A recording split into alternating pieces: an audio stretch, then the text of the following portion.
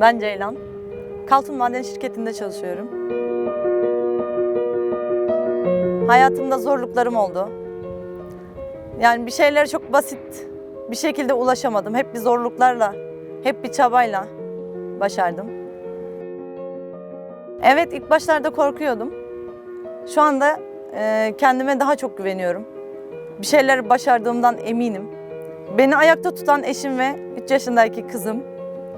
Daha önceden Barbie'yi seviyordu ama ne bileyim tam bir yaşına girdikten sonra çocuk kamyon diye tutturdu. Ya kamyon olacak ya tır olacak. Aslında kız çocuğu Barbie ile oynar ya da hani kız çocuk oyuncaklarıyla oynar ama o genellikle kamyonu tercih ediyor. Ben Ayşegül Özdemir, evliyim, 2 çocuğum var. 3 yıl önce bu projeyi başlayacağını babam söylemişti. İster misin kadın kamyon şoförü olmak diye. Ben de çok istediğimi söyledim. Çok da hevesliyim bu işe. Gittim, başvurumu yaptım, onaylandı, işe başladım. Şu an çok severek yapıyorum, çok isteyerek çalışıyorum. Yani tabii ilk başladığımda çok ön yargılar aldım. Olmaz, yapamazsınız, kadından şoför olmaz. Ama başaracağıma inanıyordum ki başardım da zaten. Yani kadının istedikten sonra yapamayacağı hiçbir şey yok. Kadın isterse her şeyi yapar. Şaşkınlıkla bakıyor herkes, yani çok şaşırarak bakıyor. Çok gurur verici bir şey.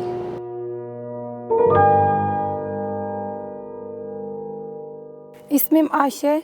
Araba sürmeyi çok seviyorum. İlk kamyonu burada gördüm. İlk burada sürdüm. İlk sürüşüm çok heyecanlıydı. Ailem daha çok destek verdi. Eşim de destek verdi. Eşimin sayesinde geldim. Daha önce de çalıştım.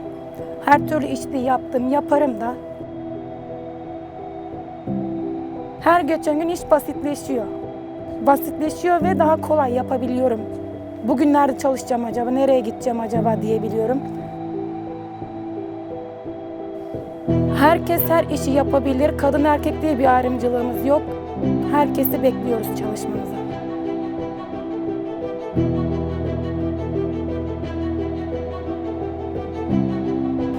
Ben Gülten, 34 yaşındayım.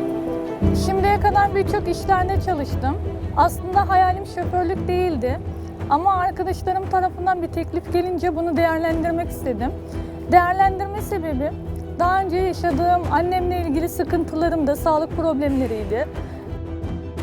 Bunun üzerinde durarak ihtiyacı olan kişilere sağlık malzemeleri ulaştırmak istedim. Hayalim de buydu benim tek. Bunun üzerinde şoförlük teklifi gelince bunu değerlendirmek istedim. Kamyonumu kendi ailemmiş gibi severek kullanıyorum. Yani benden bir parça gibi görüyorum onu. İşte çalışma alanları yaptılar özel döküm yapabilmem için.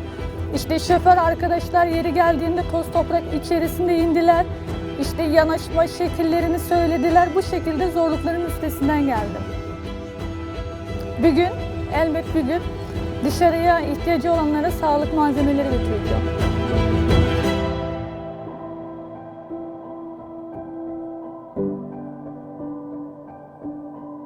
Ben Feride Kaya. Böyle bir projenin olduğunu duydum. Yapabileceğime inandım.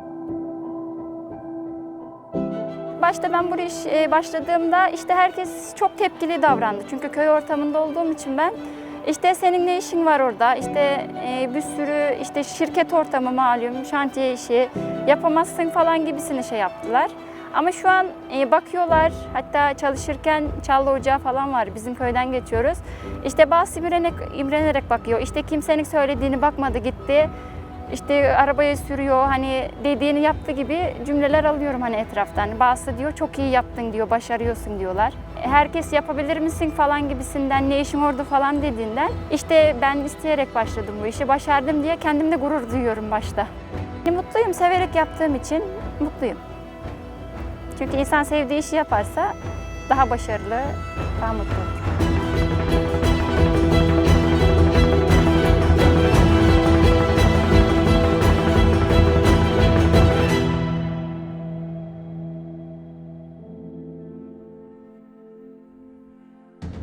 İsmim Özlem. Projeyi ilk bir tanıdık vesilesiyle duydum. Özlem gel, senin ehliyetin var, araçta kullanıyorsun, sen bu işi yaparsın. Gel sen bu iş başvurusunu yap, seni kamyon şoförü yapalım diye çağırdı, beni yönlendirdi. Titreye titreye geldim ilk araç kullanmaya başladığımda. Bu bir gün, 2 gün, 3 gün derken baktım, alıştım, yapıyorum, kendime güvenim geldi. Şimdi herkes destekliyor, duyanlar şaşırıyor. Yani gurur duyuyorlar, bayanlar daha çok destekçim oldu. Yapabildiğimi görmek, başardığımı görmek, hissetmek gerçekten çok gurur verici. Başarmanın yarısı inanmak. İnandıktan sonra, kararlı olduktan sonra, sabırlı olduktan sonra kadınların yapamayacağı hiçbir şey yok.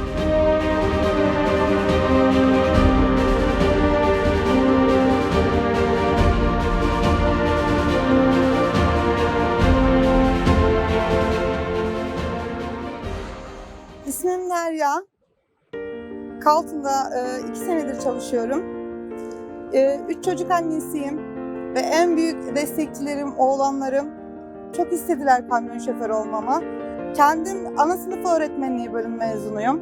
Fakat çocukluğumdan beri kamyon şoförü olmak istiyordum ve en sonunda oldum. Babam kamyon şoförüydü, hep örnekti bana, hep babama örnek aldım. Babamın mesleğini yapmayı çok istedim. Çocuklarım çok mutlu oldular. Benden gurur duydular. İlk etapta arkadaşlarına falan annemiz kamyon şoförü, öğretmenlerine annemiz bizim kamyon şoförü dediklerinde olamaz. İnanmayıp öğretmenlerinin aradığını, arkadaşlarının aradığını biliyorum. Bayandan kamyon şoförü olmaz, olamazsın dediler. Fakat olabileceğini ispatladım.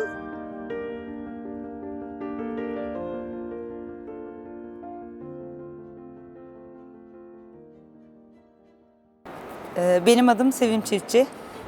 Aşağı yukarı 2,5 senedir burada çalışıyorum. 2 ay sonra 3. yılımı dolduracağım.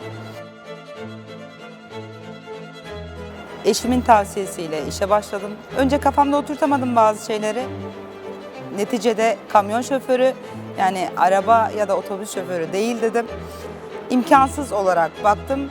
Tabii eşim aklıma girdikçe, sonra Çin'e merkeze Okan Bey'le görüşmeye gittikçe tek bir kelimesi yeterli oldu benim işe başlama kararımda. Bayanlar adına bir proje olduğundan bahsedince direkt girmeye karar verdim. İlk zamanlarda korkularım oldu. Acaba yapabilir miyim? Yani hep bir acaba vardı. Kim ne diyecek, kim ne yapacak, şöyle midir, böyle midir diyerek yorum yapmaktansa ya da düşünmektense başlamanın, bitirmenin yarısı olduğunu düşündüm ve karar verdim, başladım. Kendimi ispatlamak o kadar çok içimde vardı ki ben kendimi ispatlayacağım şeklinde. O arabayla tamamen bütünleşip, evet gerçekten de çoğu riskli atlattık ama ispatladığımı da düşünüyorum. O ara efsane ismi geldi aklıma. Ben kamyonumla kızım gibiyim. Yani daha çok böyle rampada kaldığım zaman veyahut da çıkamayacağına inandığım yerlerde hadi kızım sen yaparsın şeklinde hitap ediyorum. İster istemez ağzımdan böyle çıkıyor. Çünkü onu kızım yerine koyuyorum. O yüzden zorluk da çekmiyorum.